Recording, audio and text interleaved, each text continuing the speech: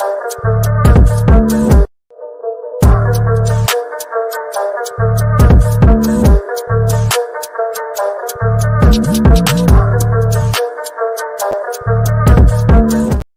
shoot.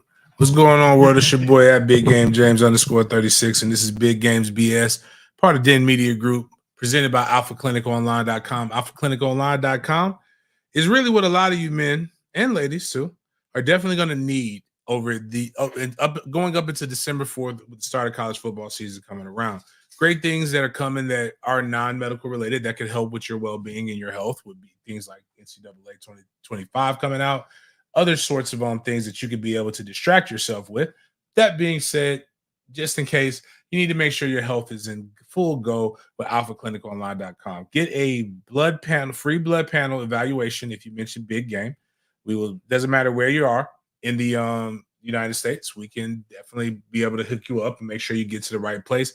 And we can be able to give you the guidance, prescribe. We're a full service not full service pharmacy, but we are able to work with pharmacies in the Carolinas, Georgia, and in the state of Florida. But if you're other places, we could definitely tell you, hey, these are some things that you need, and we're going through with that. So, everybody's doing spaces and stuff right now. Florida State got to commit, so we'll get into that here closely. We'll get Chris Frazier with sporadics. He's going to come on, and then I'm going to go and do sporadics. And so we're going to talk about Florida State. So if you're not used to your Florida State dosage, let's go ahead and get you here, get you up to par. We'll get some of that stuff. Also, being in an Olympic year, so it's crazy. This Olympics is going to be dope. Cannot wait for it. Love to see you guys.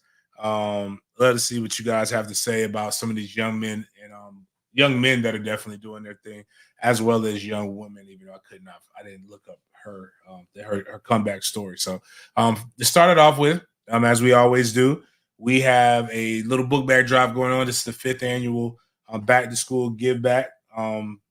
Big Games Give Back.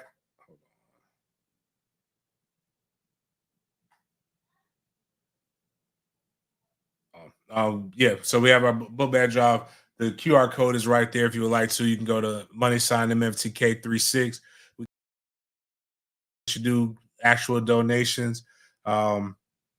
It's live. We're trying to make sure we give away about 4,000 book bags this year.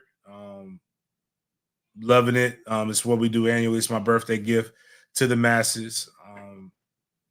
Got to get better at advertising it, but we've raised $100 bags. We're 3,900 short of the goal. We'll be trying to grind and go from there. What was going on? So we have Orlando, Atlanta, Jacksonville, and then Tallahassee. Orlando's the 20th. Tallahassee's the 27th. Jacksonville will be August 3rd, 4th, and so on and so on. So there's that going on. Go to the next thing. I think the next thing is the commit, Miles. Yeah. So this is my guy Chris with sporadics, and whenever Chris pops up, is he up? Is he in the? Yeah. Just look in the back. Like he has the link, so I don't know if that's just your stuff or not. Oh yeah, that's just mine. Okay. We got a defensive tackle commit, Juju, the nickname. A lot of people get on Odell Higgins. Need y'all to put respect on the OG's name. Big D tackle out of Georgia, 6'2", 320 pounds. We'll get into that a little bit more once Chris gets here. And we'll talk about that. So on to the next thing, MFTK. Kids say the darndest things. They're the truthful. Mine are some of them as well. This lady put, my son asked me what year I was born. I said 1985. He asked if I was a slave. And that's just how kids are. It reminded me of a story Killer hasn't done this yet, but Trey used to always ask my mom. He thinks my mother is white. She's just very fair skinned. He asked her, did she throw rocks at Ruby Bridges?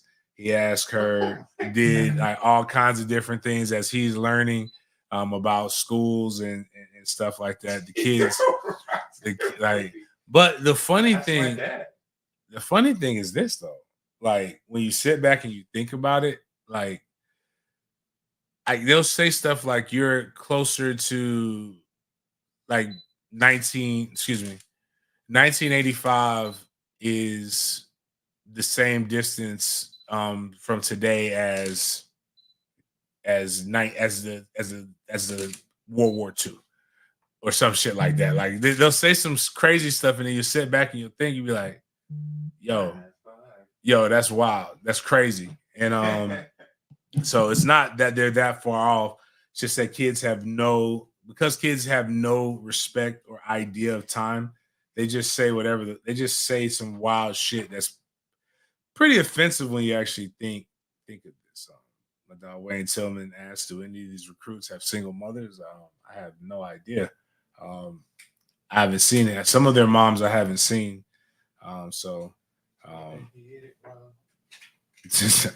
Single moms get it done, man.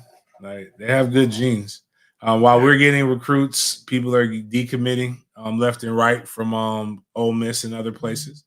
It was an all-out war on social media about when Florida, because like Florida State had their official visit weekend. It just ended yesterday. Today's Monday, so it ended yesterday. Everybody was like, "I did all of this and nobody committed." People are getting crystal balls to other places. Like, what's going? Like, I'm like, and the crystal ball is just basically the people who everybody listens to. They guess about where kids are going to go to school, and then if they say a kid's going to a school, people treat that as all out like canon, even though a lot of times it's wrong. They change their crystal balls all the time. They don't even remember when they're wrong. They don't even remember. Yeah. You're so right about that, Miles. So one in particular, we talked about this on Saturday's show. We talked about, I think it was Saturday. Saturday is when we recorded, right? Or was it Friday? Yeah, it was Saturday. It's Saturday.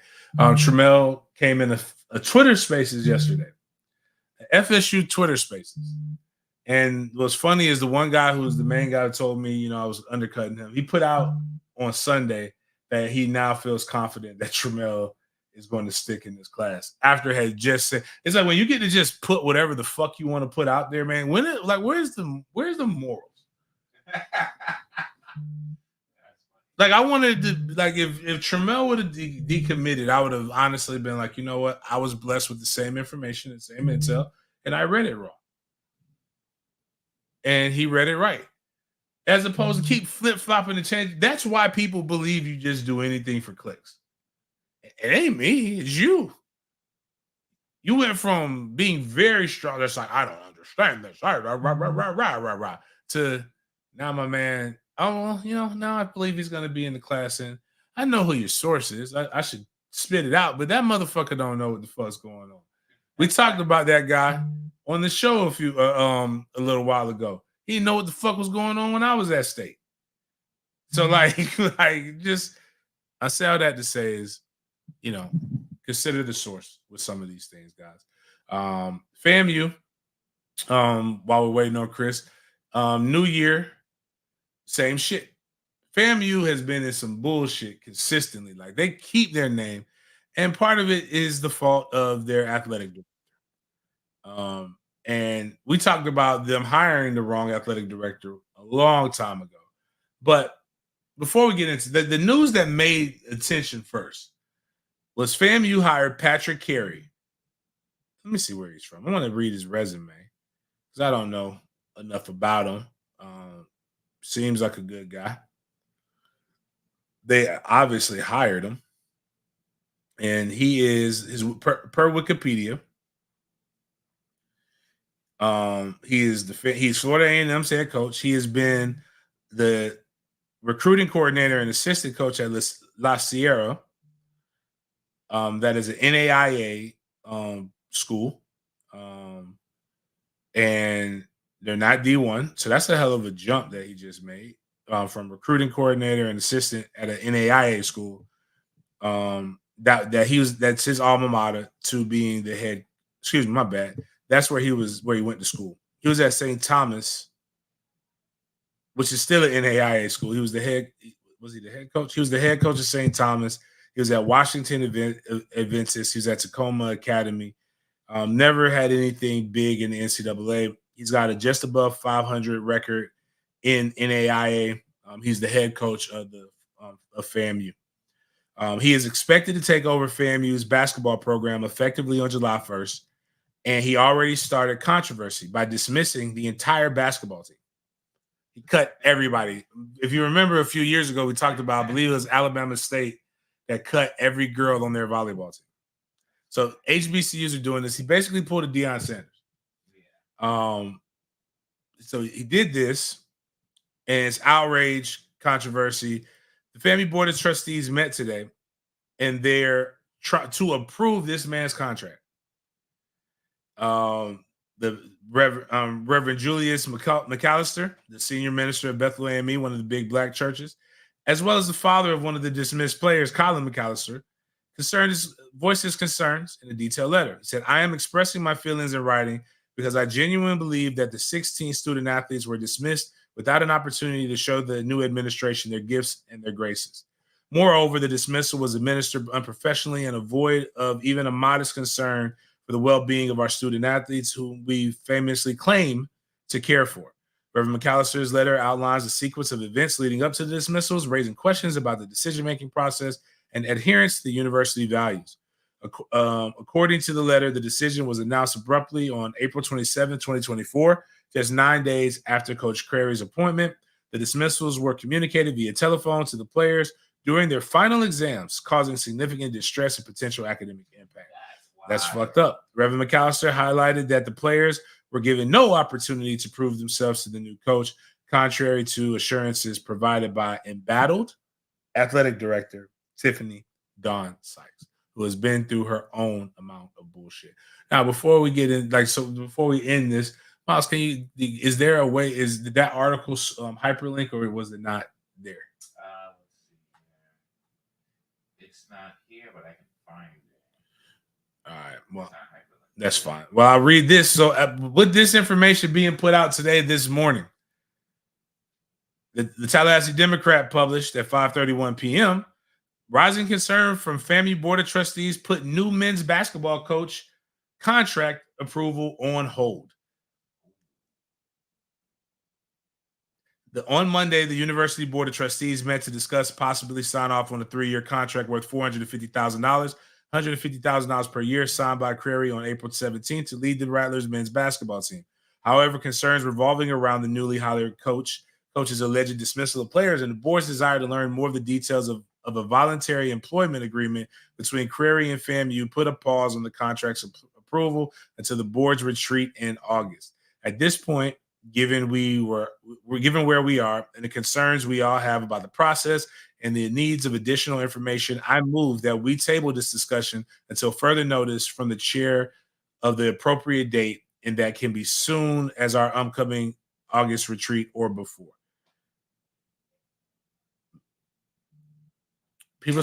So we just talked about on Saturday, we talked about MEAC and their guy's opportunity to run, whether he was good enough to win or not. You can't keep saying why not us and then show all kinds of reasons why to not be you. Why does Reverend McAllister, how come he's such a powerful figure? One is he's part of, there's two black churches in Tallahassee. Both of them are named Bethel. One's Bethel AME, one's Bethel Baptist. All the how-to-do black people go to those two churches. On top of his son being and it's literally, he could throw a rock at FAMU where his church is at. His church is on Orange Ave. That Orange Avenue is the only thing that separates his church and FAMU's campus. I don't care about all of that stuff per se. It's his right. It's his prerogative to do what he wants to do with his program. The problem is you can't keep putting this woman in the situation where you can't keep letting her do a job. Let her do a job or fire her. That's all it comes down to. Like at this point, like damn it, you can't like nobody's going to want to work for you guys. Right. You have a coach who left where he was at, left the security to come and be the coach at FAMU for $150,000 a year. Whether you agree with it or not, the person you hired did agree with it. The athletic director. Your job is to approve it. You don't approve, like you can't just say, "Oh, well, now we don't like the way he's going to coach his basketball team, so we're going to fire him." I'm telling you, guys, there is enough ammunition that black colleges do outside of what the racist shit that you think is happening. Like you give nobody wants to come and play with this bullshit drama. Like we just saw FAMU like in their board of trustees argue over how to hire the next football coach. And you block this lady from hiring the football coach, which is the athletic director's right. Then you accepted a fucking check from a dude that you didn't even vet. Now you want to vet people? That's what you want to vet the basketball coach, but you don't want to vet. You was just if the basketball coach told you he was going to give you like $45 million. You're going to be excited about that? You're going to just let him do it, huh? Man, this is crazy. But now I don't want to take too much of his time. I think is Chris up there or is it? Yeah. All right. So he's got his camera off. He's just going to be voice. But let's get Chris on here. We're going to talk a little bit about FSU recruiting while we got Chris. And then make sure you check out Sporadics. Me and him will be on about, I'm assuming like 8:15, 8:30 or something like that. But we'll be on Sporadics. Check us out where we go more in depth. But we had a recruiting weekend. We just got to commit. And I want to talk about this young man. So let's get Chris on and we'll discuss. As Miles is pulling him up. He's on. He has to unmute himself. Oh, you got to unmute yourself, Chris. Can y'all hear me? You have to do your thing. But how you doing, Chris? Doing pretty good. It's a good day.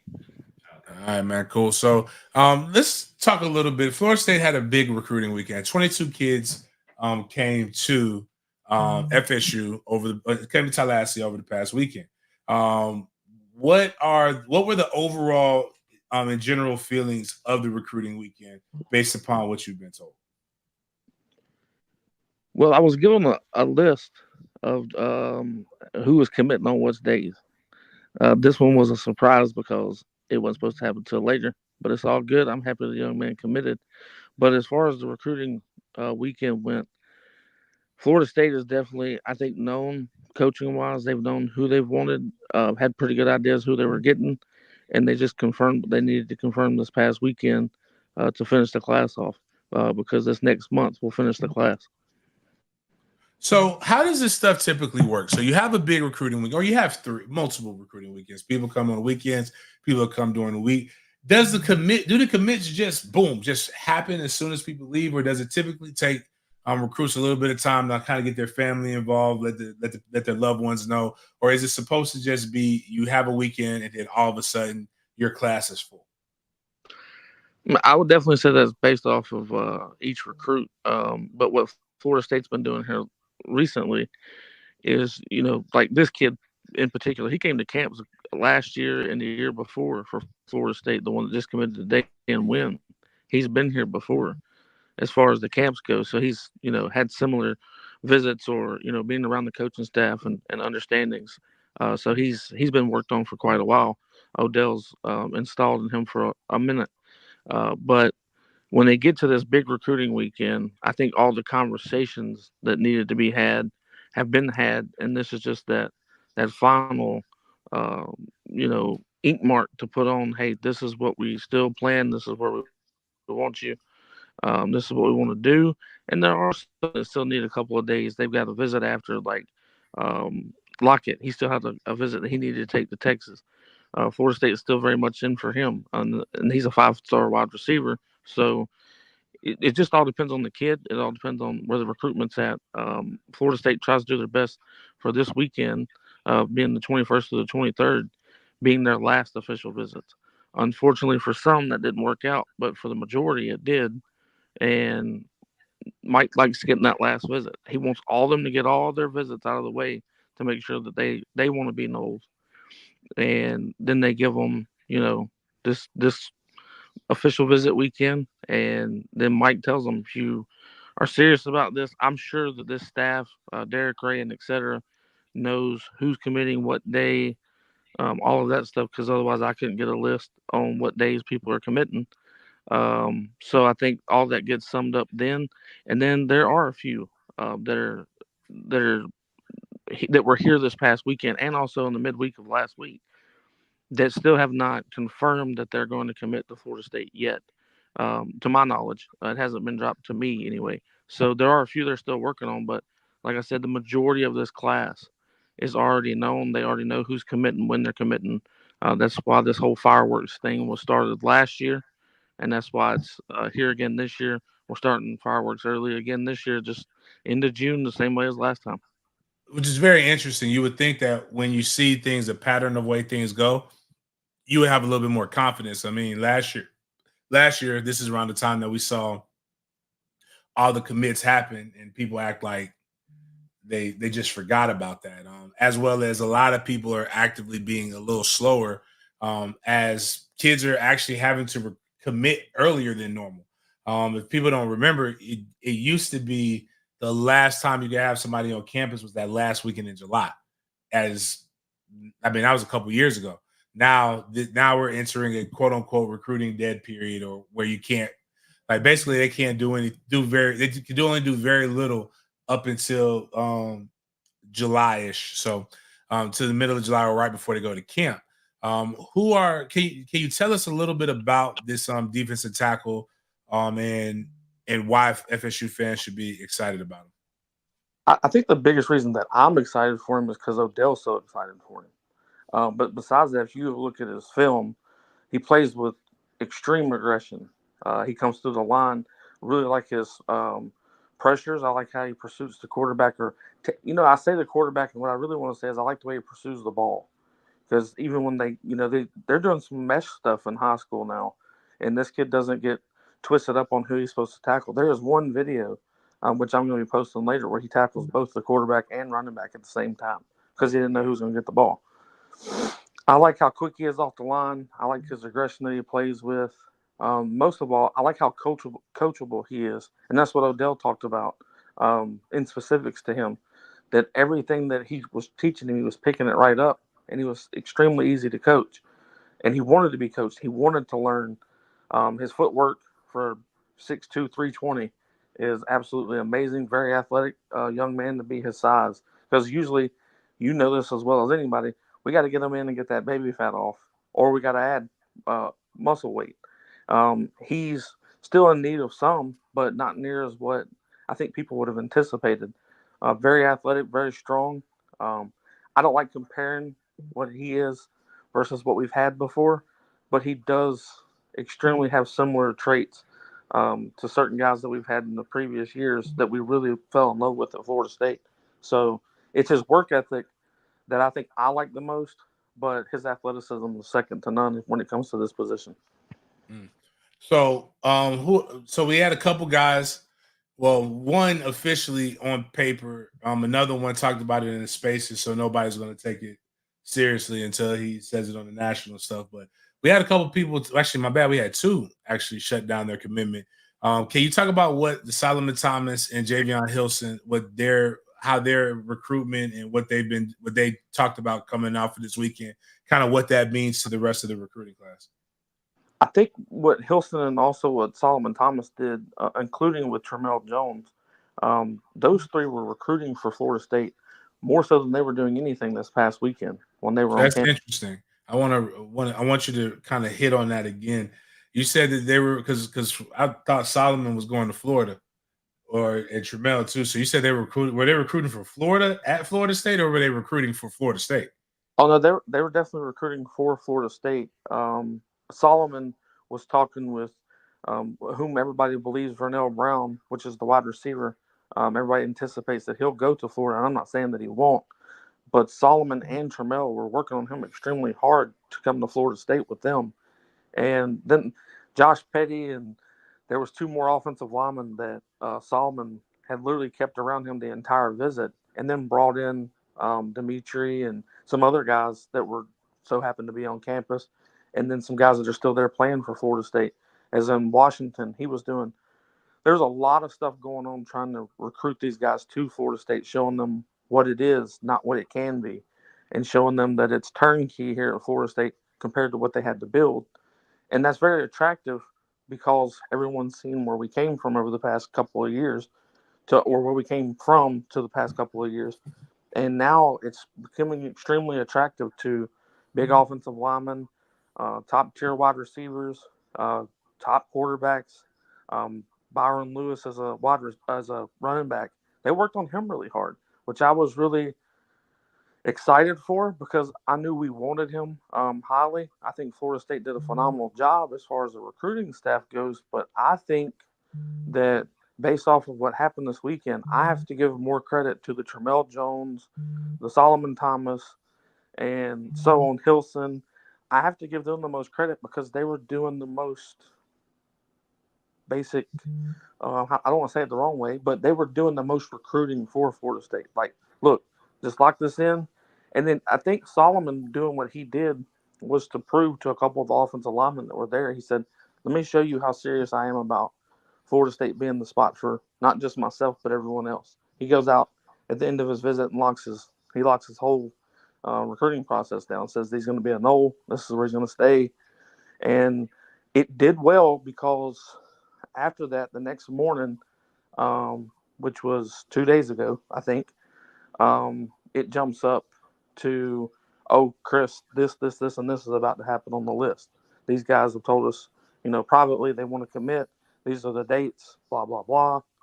So it really turned out well because I think what Solomon Thomas as a leader of that offensive line class is doing really shed well. Hilson obviously did really well because he was recruiting Myron Charles and also Kevin Wynn extremely hard while he was there on the visit.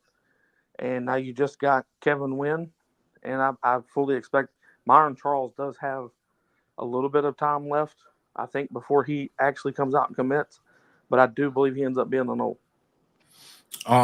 Going back to Wynn, for those who don't know, he's the number 57 recruit in the nation, according to, I believe, 247, as well as others. Couple of FSU 247 insiders submitted their crystal balls yesterday. Georgia's 247 insider submitted his crystal ball today at 12.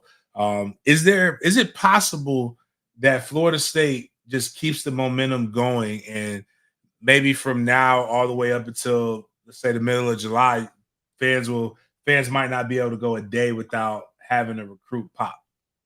Yeah, there's very few days in between now and July 17th.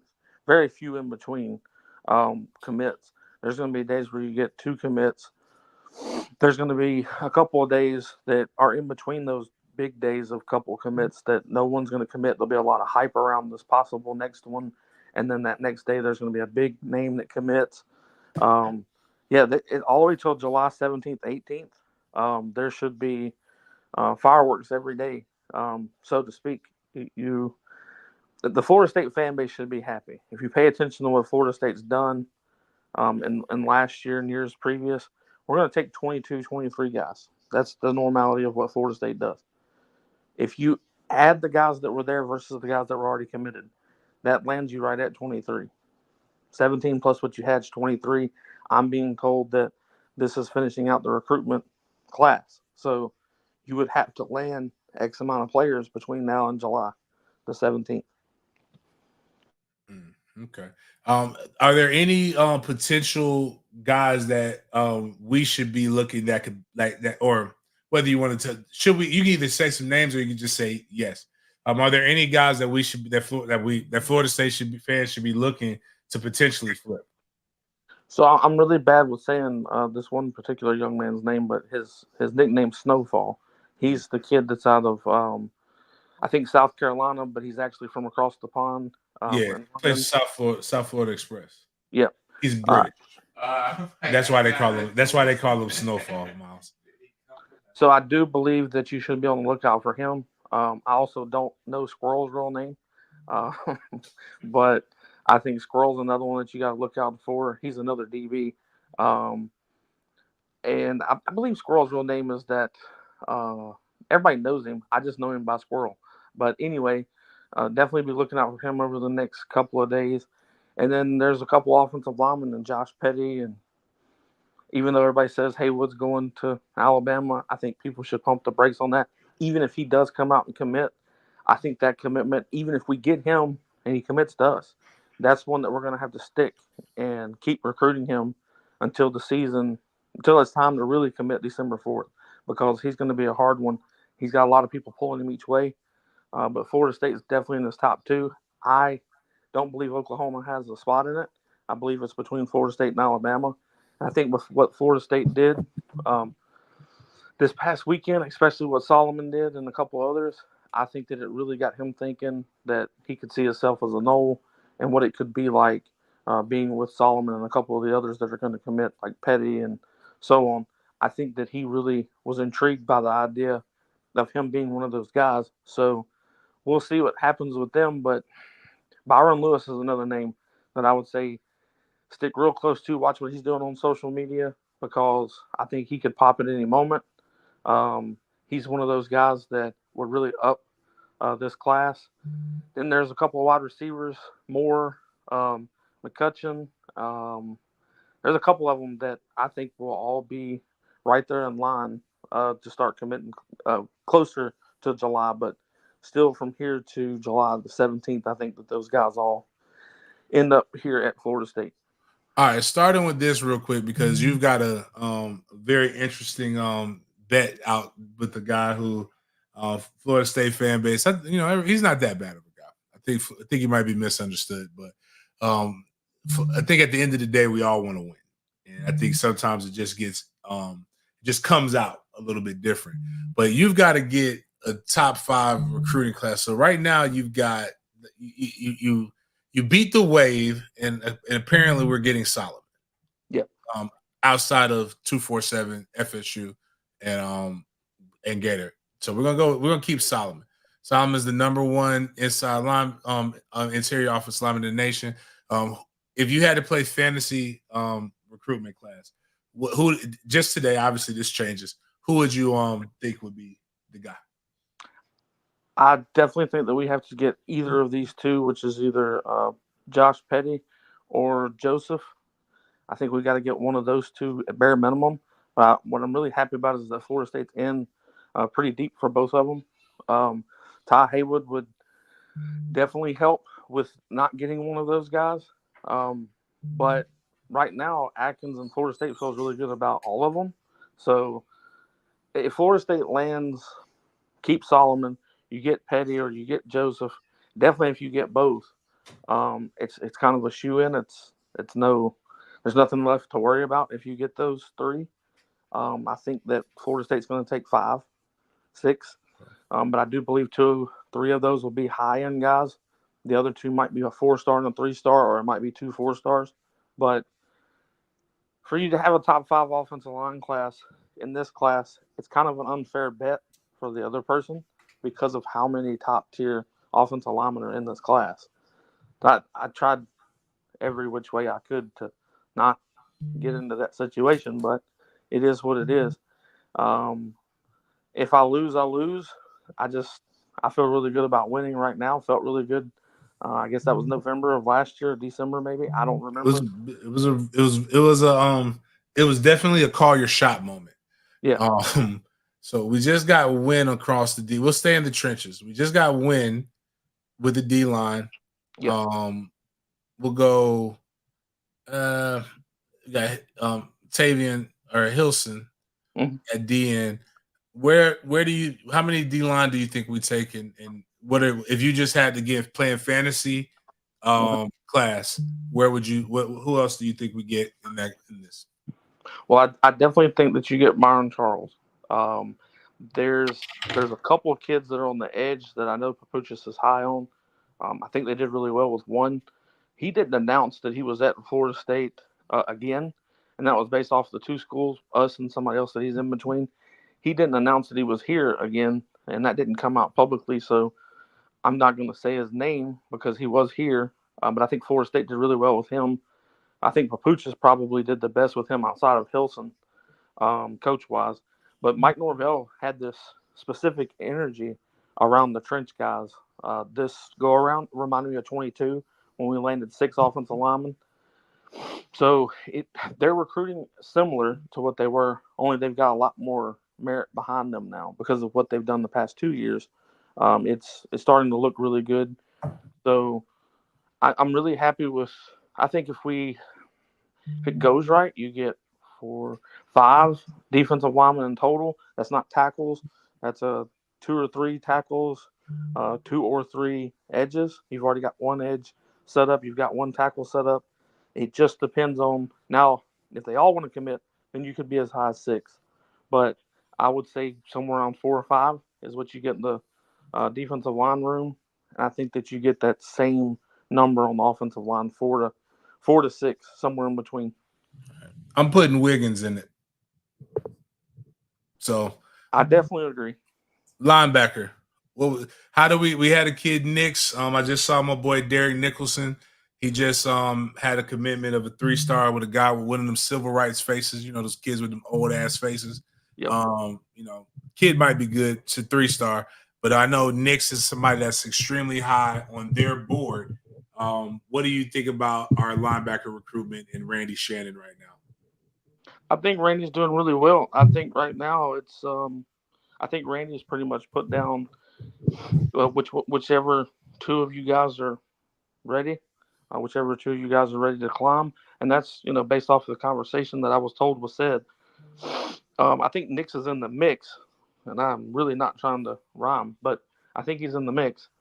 I just think that there's 2 other guys that Florida State might be closer to landing than him, but I think Nix definitely gets that opportunity. So if we do land the other 2 and Nix decides he wants to be at Florida State, I'm not going to say we're going to pull a scholarship from someone else because we technically have room to take 3 linebackers. We definitely have room to take 4 or 5 tackles or defensive linemen and 4 or 5 of the offensive linemen and still be okay in the DB room, the quarterback room, and running back room. So you could take 3 at the linebacker position. I think that Florida State definitely lands 2, no matter what.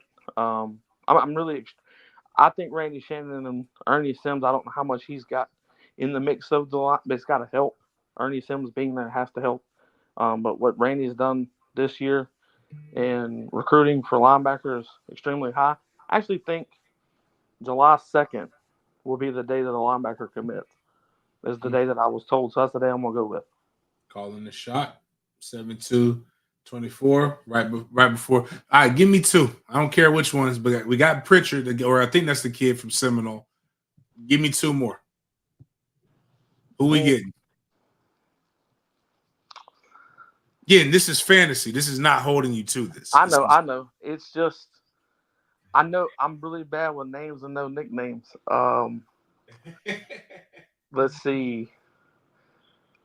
I would, man. I was really scared about Knicks until this weekend. I really didn't think we had much of a shot, and then I'm gonna go ahead and say that Knicks has got to be one based off of what happened this weekend. What about the dude with the 2 last names? I don't trust people with 2 last names. I think shows a lack of commitment. I think that Florida State has done extremely well with him. I just don't know if you take him over Knicks. Okay. If Knicks wants to commit, I don't know that you take him over him. Eric asked, "Are we out for Zayden Walker?" I wouldn't say that we're out. It's just if these other gentlemen pull the trigger, then yes. It's not more so his decision. It's more so who we've offered outside of him. Because I will be honest, I think the Florida State likes others more than him. And I'm not saying we don't want him. I'm just saying if you're going to go get the prettiest girl at the prom, you stick with her until she says no. Gotcha. All right, what about the kid from Washington? I think that's Tavion Wallace, right? Now, Tavion Wallace would be my definite second that I think we take. I think he's pretty much a lock for Florida State. It's just between when he decides to do it. I think more or less, I think it's Tavion's a guarantee, and Nix is the question mark on possibly the other guy. So I think Tavion and Nix are the two you want, and I think that you will potentially get. But Wallace, I would stay. I would lean that Wallace is a for sure thing. More Now so Wallace is committing in August, right? he's supposed to.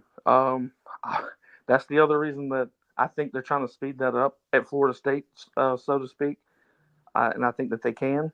But it's going to be whether he decides to do it. So if he says no, then I think you take the other two. All right. Defensive back. I know you said you can give nicknames if you want. I definitely think that you get Squirrel, and I definitely think that you get Snowfall. I think those two are a shoe in. Now, there's a kid that we could potentially flip. I won't say his name, but I think Florida State's done enough with him, especially over this past weekend. I think that we actually flip him, to be completely honest. And I think that happens mid-July. I think he's one of the later of the commits in this class in July, but I think he does commit to Florida State. Are we doing 4 DBs? Is that kind of? Yeah, I do believe we're going after 4 DBs. And that's just because of how good the class is. I think if the class wasn't as rich as it was, Florida State would have stuck to 3. But with Snowfall coming in and being so interested, Squirrel being so interested, there's 2 more that they were already really heavy on. One being that guy that is going to flip. I think that Florida State takes 4 just because they can. Like, they won't be mad if they have. What about this LSU kid? that would be the one that I'm kind of. All right, cool. I'm gonna put Gumbo. We taking Gumbo. No, because his name is Arano, so we're gonna call him Rue. Rue, that's cool. We're gonna call him Rue because you can't have a good gumbo without a Rue. You gotta have a good Rue. I think I spelled it wrong, but fuck it. A lot of people call him Boosie, if I'm not mistaken. But Rue's cool. I think he's got plenty of nicknames. He won't be harmed with one more. Yeah, but fuck, we give our own nicknames here. That's how I started with fifth quarter. I mean, 3-name Pilgrim, all this kind of shit. But all right, we gotta get one. What's another? We got any other ones that? Because it's still solid class right here on defense. I'm liking this class. It's definitely a good chip ratio. Did you put Byron Lewis down? That's for running back. Yeah, running back. Yeah, we hadn't gone. We ain't gone to offense, but I'll go ahead and give you Lewis, and then I'm cheating, and it may not, but I want, even though my guy Steve, almost made me cut a kid that I coach at Mandarin because he's bow-legged. Steve talked about the dude from the almost from you know what I'm talking about? The dude with that hard ass name that's in Georgia, definitely Haitian. Yeah, I'm gonna put the Haitian sensation, even though he's bow-legged, and Steve has me not liking bow-legged running backs right now because for whatever reason he doesn't think they have good balance. I can't call it race. I can't call it racist. It's not a disability. I don't really know. It's ableist. I don't know. We're only taking 2 running backs, right? You still there, Chris? Yeah, I'm still here. What was that? Usman, that's it. Usman, yeah. Yeah, we're only taking 2 running backs, right? Yes. All right. Tight end. We're taking the white boy that was committed to Auburn. I believe so. I think that's Florida State's top of their list, and I also think that they did really good with him over the middle week. I think that he's definitely one that you have to lock in until otherwise. I think that he's going to be July 4th, July 5th-ish. Is he the only one we got? Why do I feel like I'm missing a tight end? There's Hollis, which I don't know. There's Hollis, and then there's another one. I don't remember his last name. We'll go. But there are 2. I know you get one of the 2, but I think you're only taking 1. All right. Wide receiver. Well, we got Josh Moore is being crystal ball to Florida. Vernell Brown III is being crystal ball to Florida. What are your thoughts on that or any other guys? I think that they're wrong with their crystal balls on one of them. I don't think that Moore goes to Florida personally. I think he comes to Florida State. But if he doesn't, Dugans has got plenty of prospects that are willing and wanting to commit. I think that they're trying to hold off on that one a little bit. I think we're supposed to know more on July the 1st of who he's locked in, because he's only giving people a certain amount of time to yay or nay. Lockett's the Texas kids, right? Texas kid, right? Lockett, yeah, Lockett. that's Texas kid. I think that Florida State's done too good with him. I don't know that we get him for sure. He might be that long run guy that you have to keep going after, but I think Florida State's done well enough to get him. I'm just again, this is I'll make sure before somebody put fantasy class. I'm not finna do this shit like X did with Miami and not get nobody. Like, but I'm just saying this is purely me. This is my wet dream class, my fan pause. No Drake. But this is my fantasy class. You got any other wide receivers that we should be on the lookout for, or just there are a couple more, but until I hear better about those two in particular, I'm gonna stick with those two. All right, cool. Won't press you on that. Who we getting at quarterback? Well, if you was to ask the Gator fans and some of the Florida State media, it's not Tramel Jones, but they're all wrong because it's Tramel Jones. Do we have any other options if Tramel doesn't, or is it just the transfer portal? It would just be the transfer portal. They won't go after anyone else. Pretty confident. Like a guy said, he was 80% confident on Saturday, and then he changed it to. He completely flipped it. You know what? Fuck it. I'm gonna trust Tramel. I'm gonna trust him. I'm gonna trust that he wouldn't lie to me. I mean, that's a pretty solid class, man.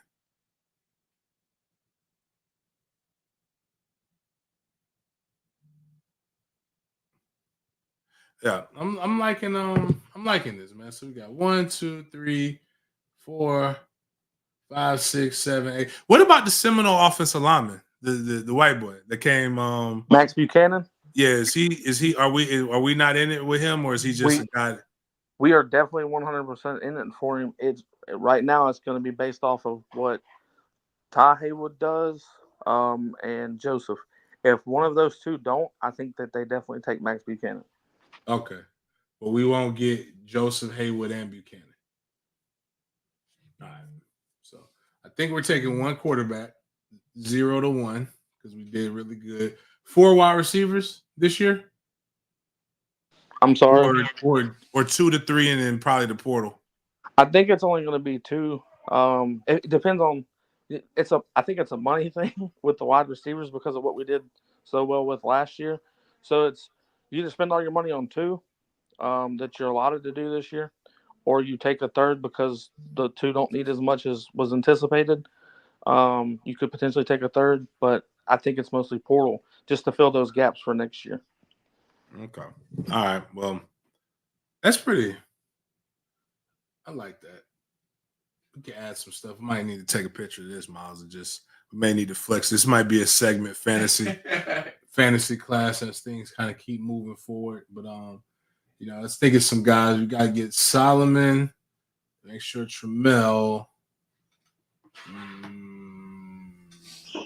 Hilson's a lock.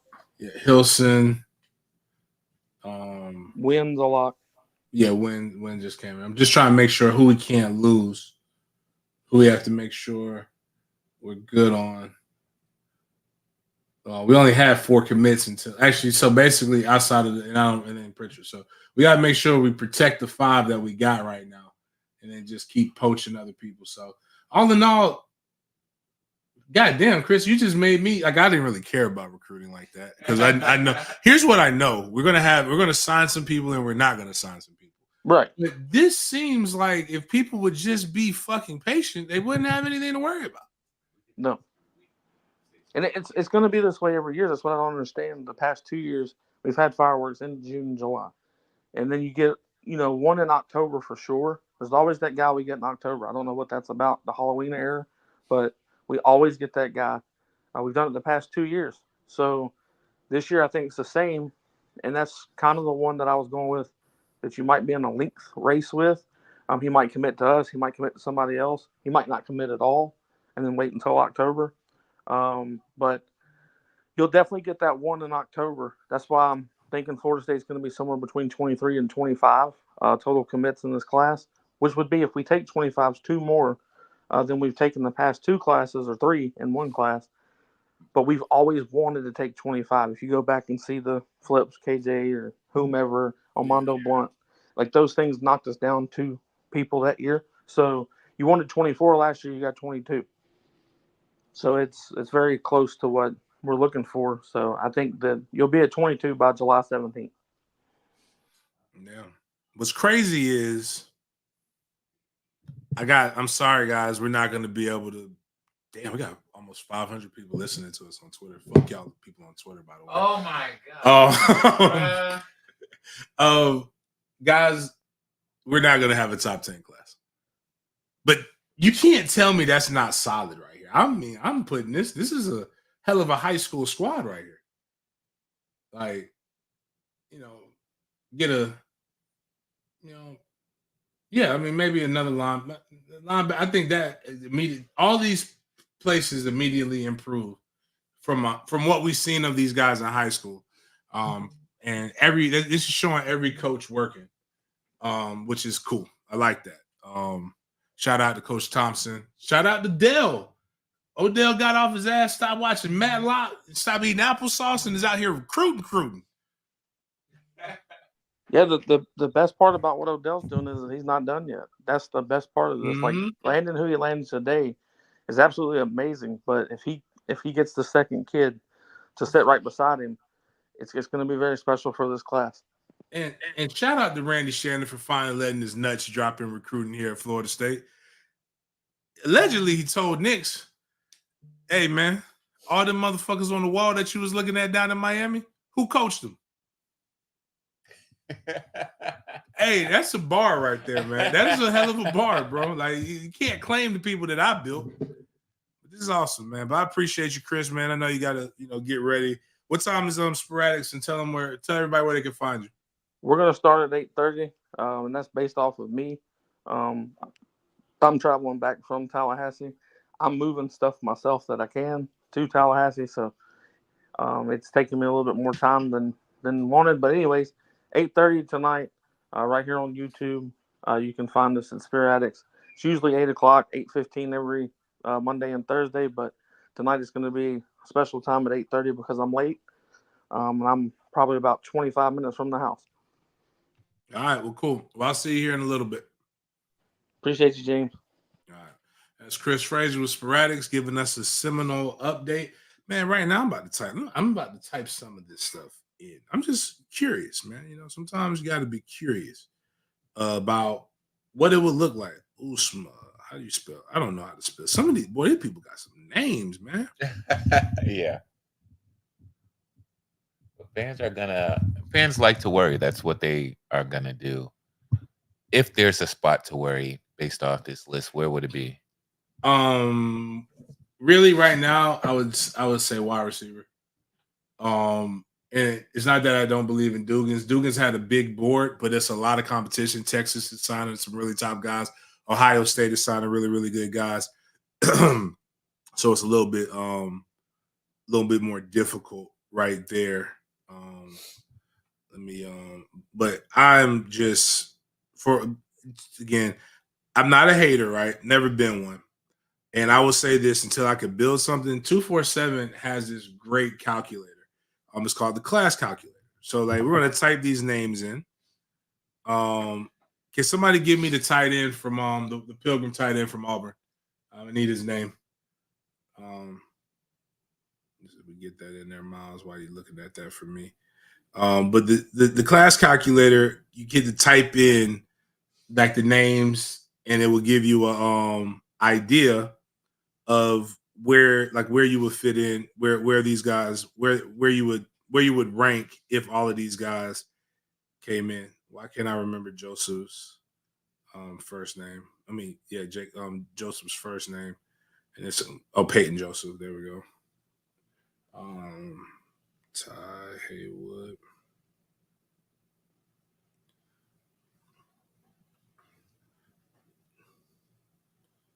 Joseph Moore. Spelled that wrong.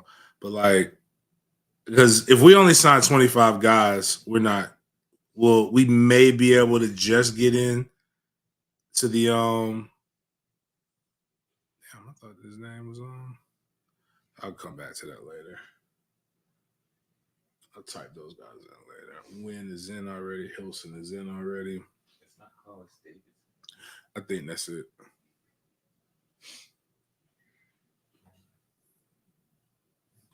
I'm spelling all these cats' names wrong right now.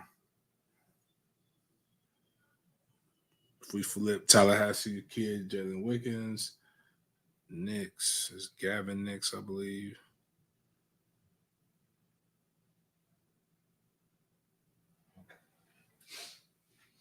Seems to be him. You said his name was Tavian Wallace.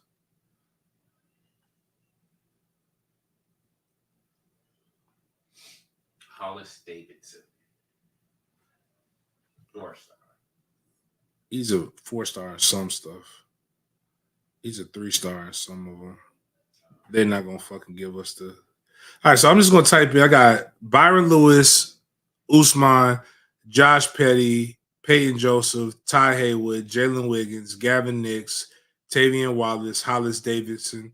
We'll go and get a lot of these other guys' name, and I do want to keep an update tracker on this fluid list of our fantasy class, and maybe if somebody can predict the class, we may even do something for somebody who predicts the class. But if we did that, we would have that would just the ones I typed in would just give us 14 people. That would give us 263 points. Let's look at that compared to what it was last year. That's some heavy chips ratio right there, baby.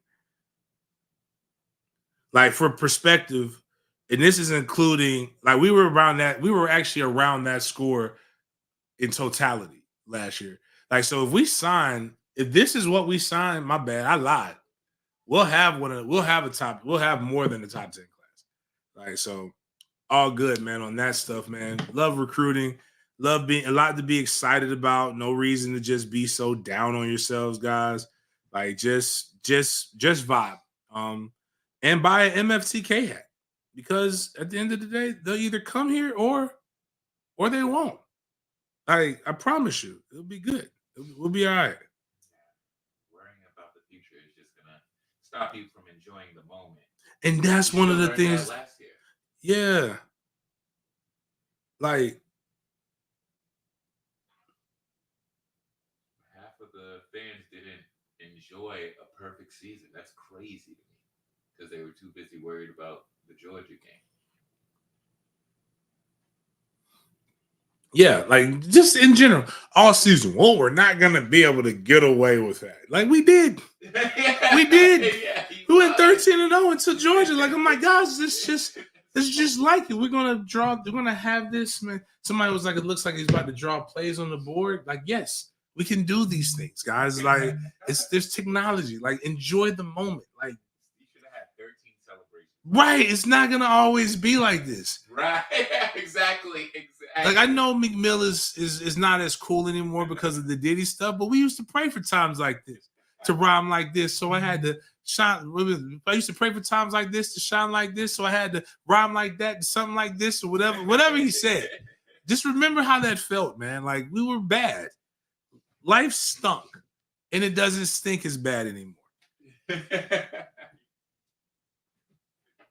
Oh.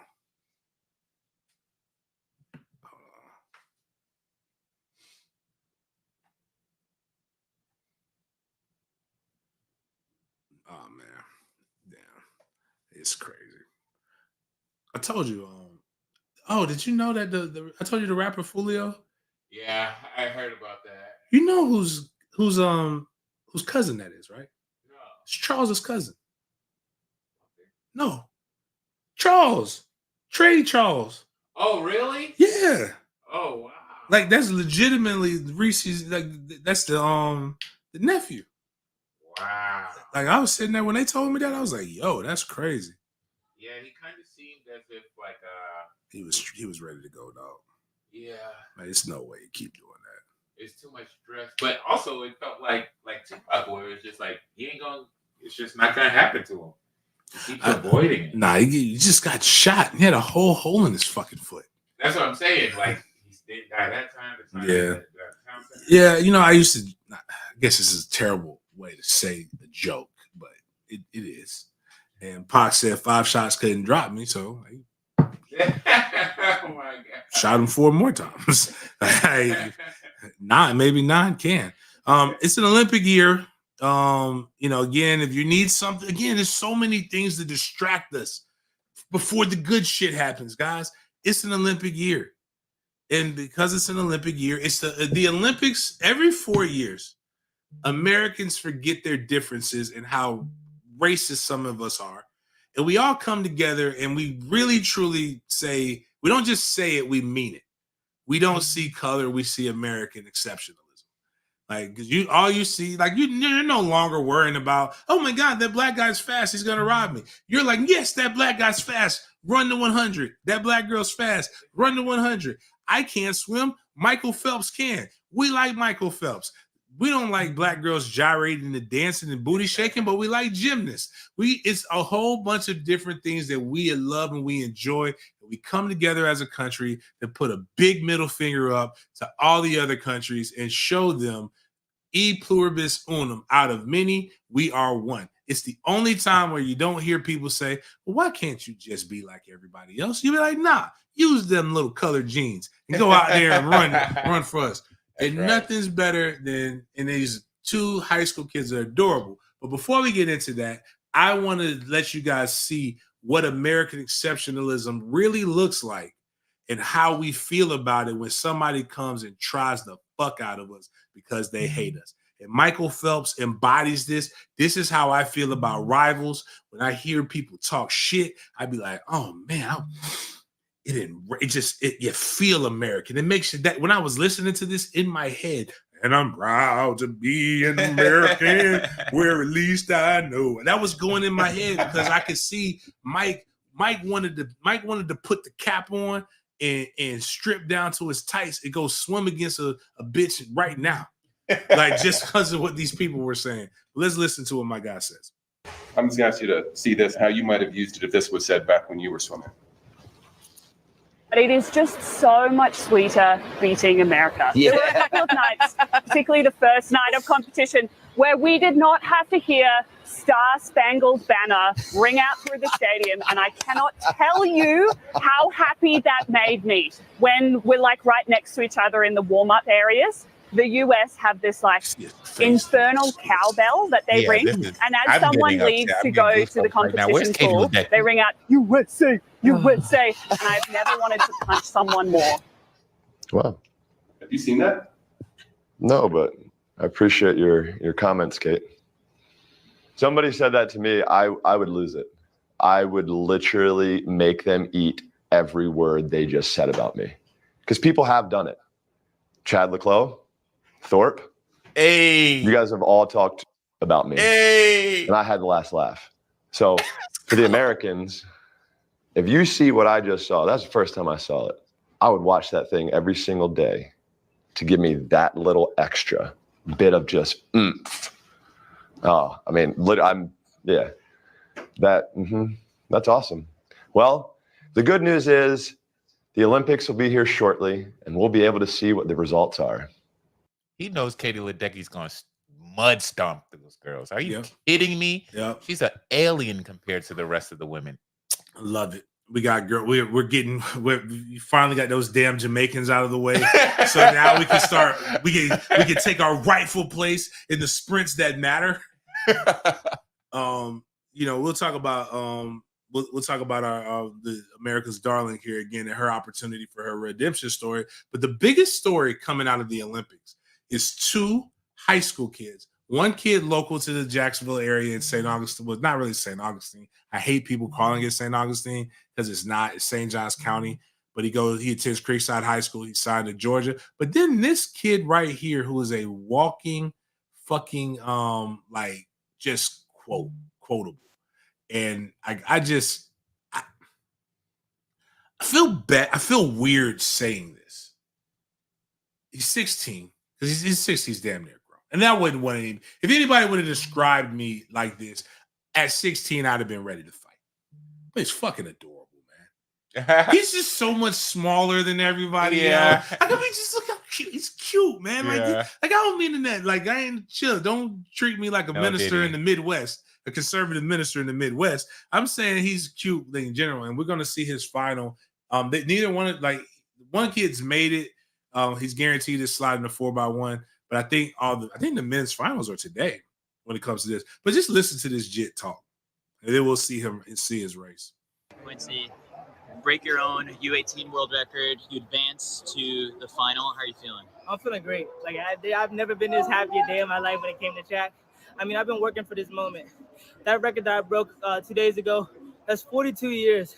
42 years of nobody being able to break that record. And I broke it twice in 2 days. It means a lot to me because he knows that my hard work been paying off. Staying longer after practices, before practices, just coming in there, my coaching, we're there. And I'm just excited for myself. Quincy, how much of what you're doing is hard? Oh, all of it. All I'm doing is the heart, because someone that's 16 years old, they're most likely to get scared when they go into the big competitors. Vernon, he's 32 years old. I'm 16. I'm half of his age. So I'm just running for my life when it comes out there. The race plan went out the window, but I knew what my coach had to tell me. But tomorrow, I have a lot of things I can do to improve myself for tomorrow. Now that I'm in the finals, the first thing when I got off the track, my coach told me he was extremely proud of me. But he was telling me the things that we got to do to break down the race. He's not caught up in the moment, and with that on my side, I think I have great things for tomorrow. I can't wait for tomorrow. Man, is this a safe space? Yes, sir. Man, I need him to make the Olympics. I don't know if he's done it yet, if he's had any. But just imagine, this kid's earned some good, foreign, extremely fast pussy. Like, it should be his first. Like, he should have his first. In Paris, the most romantic city that they say they put us in the movies. He's in Paris, surrounded by the finest of fine women. He's gonna get a super STD, is what he's gonna get. Man, imagine his first time out. He just gets popped with one of the good ones. The Olympic STD. He's out here burning.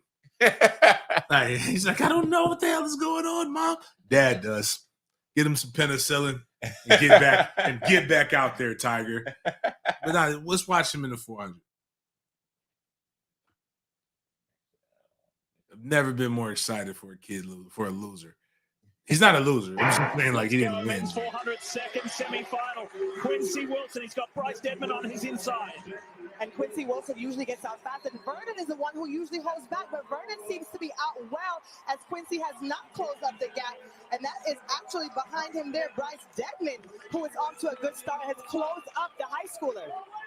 Quincy Wilson showed me something in that first round. He showed me that he is able to run I'm like that. of this race. Wow. He's going to need one because he's falling back. He sure is. Vernon Norwood, he's chasing down Judson Lincoln. And now here we come. Top two go through on the inside. Bryce Deadman. Look at this. The kid's coming back. Oh, what a finish so for the high. 16-year-old. So he's going to have to rely on time. Right now, he is the top of the bubble. Let's go, man.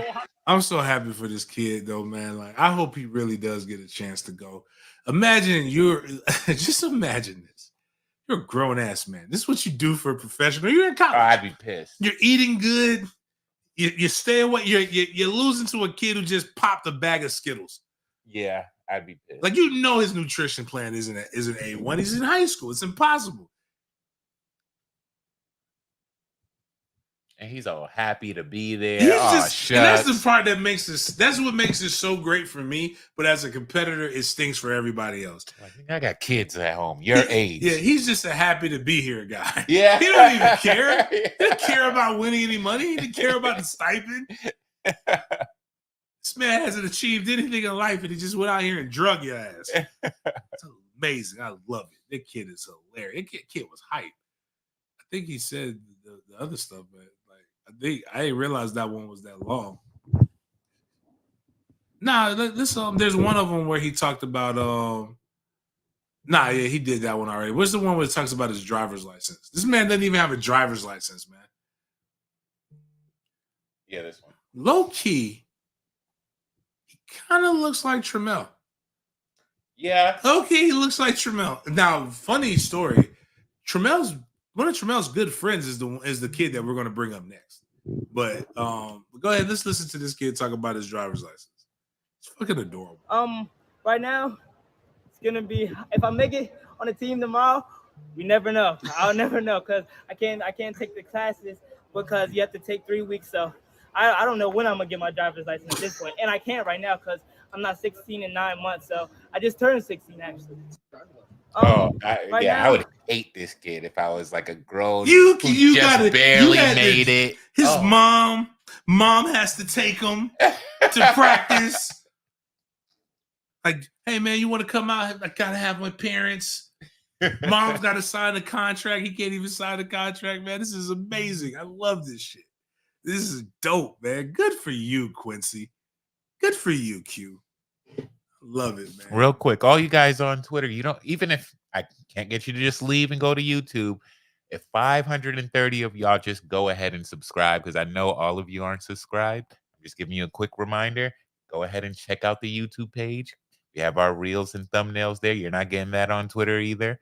Go ahead and check it out. Hit the subscribe, come back. If 140 of them did it, somebody would be getting $500 on Wednesday. But that's cool. right. I'm cool with you not getting $500 on Wednesday because right now I'm a little tapped out. Because much like Quincy Wilson's fucking father, I've been buying a lot of shit. I've been paying a lot of money for stuff, man. Like this shit is expensive, bro. Like I'm broke. By the way, Dave Chappelle put up. He's from the Virginia Beach area too, by the way. Dave Chappelle put up like one of his old clips, like with the girl who left him. Like she slept with his best friend and got married, and he came by and he was like, his dad was working at a not a hot dog stand, but a donut shop. And he talked to her. He was like, "Hey, I just want you to know I've always loved you. I miss you. And I want you to get a divorce, leave. I want to be with you." After he signed his $50 million deal, and she did everything. She came. She's like, "Is the divorce finalized?" He flew a private jet. He's like, "Everything done?" He's like, "Great. Let me see. You really thought I was finna leave my family for you, bitch?" I remember he pulled that. That shit was hilarious. Wife came out, kids, everybody was laughing at him.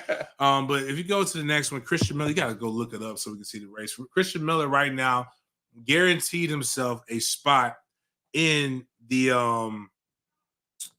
4x1. So he's really crazy, right? That's insane. He's going to college. Going to the University of Georgia. I'm trying to find it right now on my side. Yeah, he after his. Oh no, I guess they did do the 100. So he finished 5th overall. So he's headed to Paris as a part of the 4x100 meter relay. He'll be one of the. Obviously, it's 4 guys, so they take the top. They have an alternate. He's one of those guys. He raced pretty damn good. Again, another guy who is in high school. Went to Creekside High School in the Jacksonville, Florida area. Oh, really? Yeah, like we play. Like it's just. I keep telling all my lessons, this is the breeding ground of athletes. This got to be.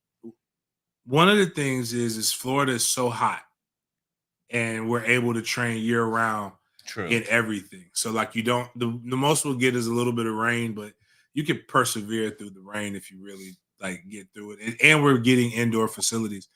And this class of 2028, Miles, I got this white kid that just called.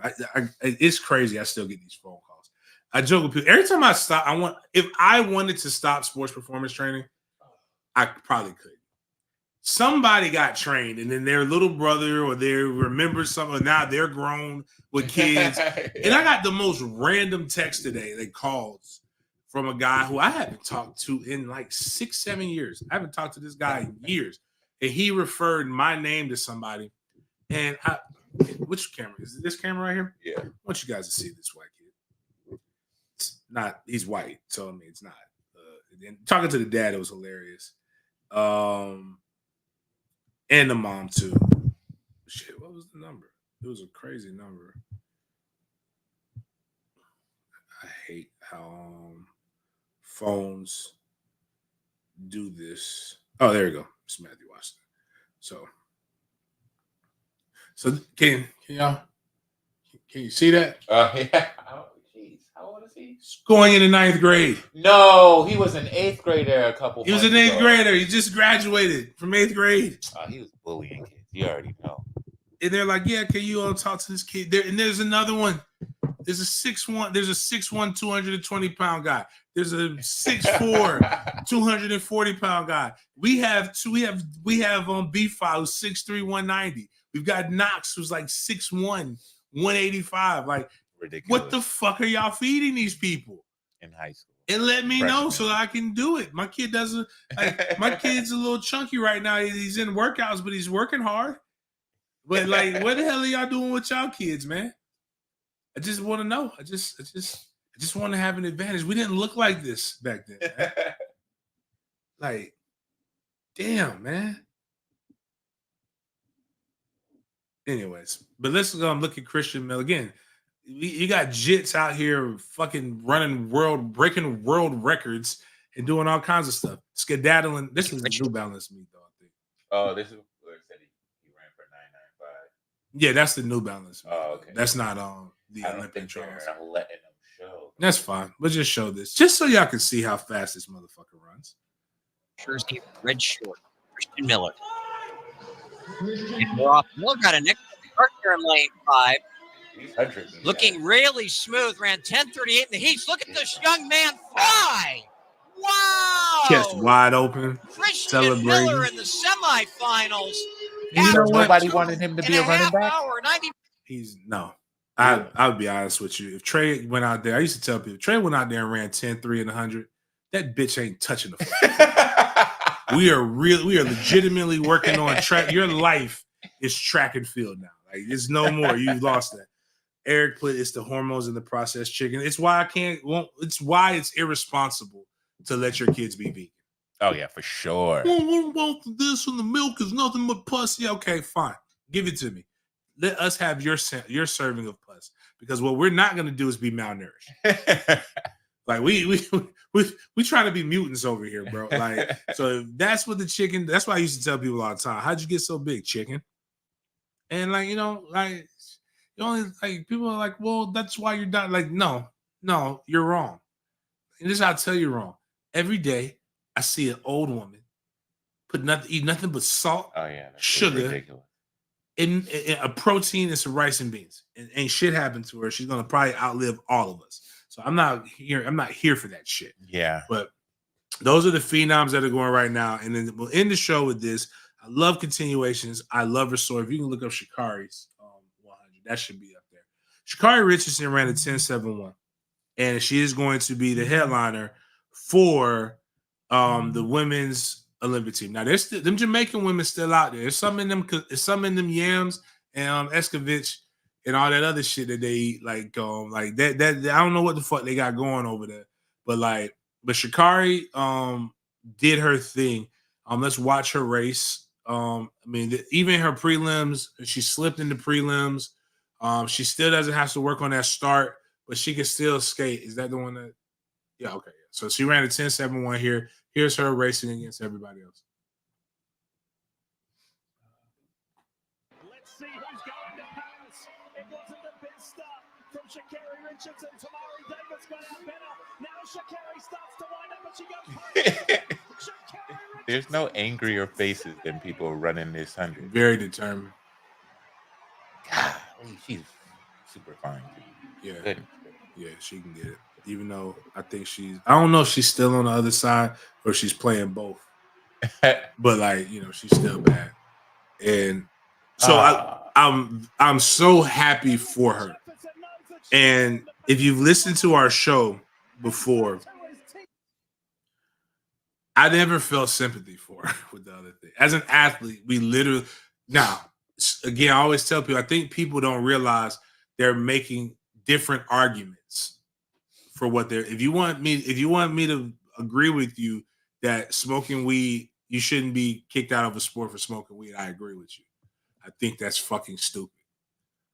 But I also think it's stupid to sign a sheet of paper that says weed is a banned substance and then go and smoke weed. Like, that doesn't make any sense. You're doing the opposite of what they told you. You literally took a gamble and you made a choice. But what I do love, though, about her and for her is that she spent a lot of time blaming everyone else but her own actions in the beginning in 2021, the Olympic year.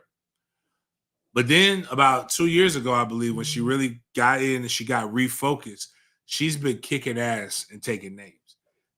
But what I think is it's not right, because a bunch of people are trying to make it seem like, oh, well, y'all. And I'll just read this tweet, and it's a lot of tweets that are just like this. Chris Williamson put, no, Sha'Carri ain't perfect, but EYE, don't forget all those people speaking so nastily about her before the Tokyo Olympics and after. A lot of people were showing their asses. Her journey to reclaim her greatness and bounce back after everything she's been through is inspiring. It very much so is. And a lot of people, but more people are saying shit like, you need to apologize, or don't root for her now. Don't be her cheerleader. Don't do this. And I'm like, no, you guys are acting like we put the blunt to her mouth and we lit it. Now, granted, she was going through some stuff.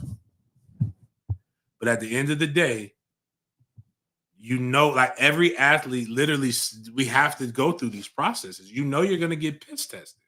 And the last thing you want to do is piss hot. And she pissed hot. And she wasn't the first nor the last athlete. Yeah, I mean, I'm glad she's either figured out a way to not piss hot anymore and still enjoy her weed, and God bless her, or just, I don't know what to tell you. Like, that lets me know sometimes that to some people, this is less than like a control. This isn't a controlled substance. This isn't something that you just like. If you're addicted like that you can't put it down for millions of dollars, you got a problem, bro. Like, I mean, I got a guy, Reggie, and Reggie used to smoke like a chimney. But when they told Reggie in order for him to be a truck driver, he can't smoke weed anymore, he saw how much money he could make as a truck driver, you know what Reggie did? Picked up cigars. He picked up something else, man. He was just like, watch me go get this money. Now he's not doing it anymore. I believe he smokes weed, but he you know, if he's off the road for a certain amount of days, he's going to partake. Which is, you know, and shout out to my guy Bud in the comments. Bud, it's about that time. But you know, I'm sure I would be lying to, but as a player, I didn't smoke because I didn't know how to do all that shit where you got to like. I had time to be doing. It wasn't worth it. It wasn't worth it. Now that I'm done, I'm like, hey, cool. But there's players today who are still, you know, risking. Well, now football is different in the NFL. You gotta smoke an entire fucking pound. Yeah. That day, the day they piss test you, for you to fail the test. Like, Who was they the got last into person that got in trouble for that in the NFL? The wide receiver with the Browns is Josh. One of the most talented we've ever seen. Yeah, we missed out on that. Yeah, it was fucked up. Like, there was this drink. Now, one of the network marketing things, one of the people like believe every snake oil thing. Well, Blackman was one, but Blackman couldn't put the liquor down. Yeah, but he was one of those. Was it not Josh Brown? I know who you're talking about. The Patriots. The Patriots did give him a chance, and he still couldn't do it. But he was with the Brown. He was nice. Yeah. I got a guy. He's a coach now, and he lost his sophomore year in college because he pissed hot. Josh Gordon. That's it. And it wasn't his fault. He bought some stuff from me, and I felt bad for him. But he probably did some other shit too. Yeah. But it was Tahitian noni juice. And so noni juice was supposed to be one of those things that cleared you out as a Caribbean elixir, all that shit. And you know, but they told him that's why you pass the stuff off to your trainer and you have an accountability. Right. So like, but Peyton Manning had a weird thing. I mean, there's all risk taking. So like my thing with all of this is stop. Like, it is a very inspirational story. But that bitch was not picked on. Yeah, it's like she pissed hot, and them Jamaican girls was trolling her because they was trolling her and whipping her ass at the same time. Like, you get to talk shit when you win. Right. So I want her to talk her shit as long as she keeps winning. And I hope she keeps winning. I'm rooting for her. All America's rooting for her. And at the end of the day, that's all we can ask. But outside of that, man, appreciate you guys for chopping it up with us on this Monday. we definitely gonna continue to press through, give you guys the show. To the 577 people on Twitter right now, fuck y'all. With Magic Stick, please come subscribe to the channel.